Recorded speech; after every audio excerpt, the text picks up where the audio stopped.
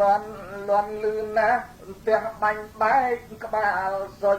lại thì mấy cái đây nâng mình nói thì prung pu lại cất để cho làm các bạn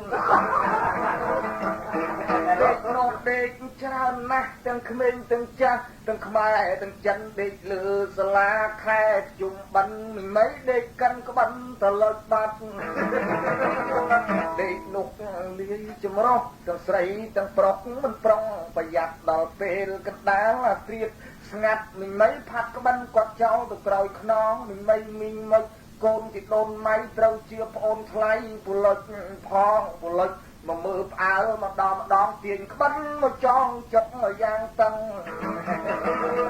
មីងម៉ៃគាត់កំពុងទៅដេកលក់សមុកលឺសូដូចជាកងម៉ងមានកូនគាត់មួយឈ្មោះមេខ្វាំងវប្រាំងដាស់ម៉ែជូនវាទៅជុំដាក់វក្រោកឆងមកស្ទើតមីភ្ញាក់ព្រឺតឲ្យដូចទីស្ទុះក៏ត្រាក់ក្បិនងក់ថ្នាក់គាត់លុះមីអង្គុយចុះស្ទាបរកក្បិនវងថាឆាប់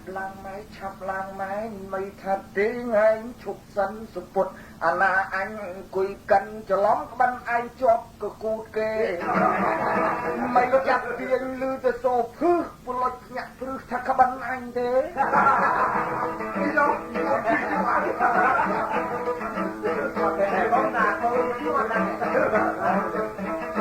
មិនខាងលុចតែអញជើមិនក៏យកក្បិនគីមកធ្វើជាក្បិនឯង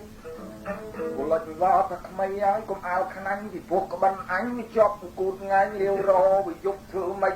វែងណាស់ហើយលើកលែងយើងកុំជជែកគ្នាពលិចវត្តមីមិនគាត់ឈប់ខាងតោះទៅខ្វាំងវាអាចហ៊ីកលាក់តូចច្រូចជាទាលឯកអោបគ្រប់គ្នាទំប្រងស្រីដល់មកពឺទៅបុកស្លាផ្នែកតាមាពឺជុកបរិយយដួងយដោជើងអោដាស់ដីមីមិនរត់ទឹកលៀងអាចខ្វាំងទៅលៀងជ្រះអស់ទឹកនេះប្រហែលចិត្តកលាស់បឹងផ្នែកមកគាត់លមោកខឹងគេផ្អើលម្លឹងគាត់ក៏ហាស្ដីលុចបងថ្លៃមិនមកគាត់ថាអ្នកស្រុកក្រោយជួយចាំយាយឯកយាយអំយាយអាត់យាយអីយាយឯងជួយចាំខ្ញុំយាយសាក់ស្អីព្រោះក្មេងនឹងមកលុចច្រឡំក្បិនគ្នា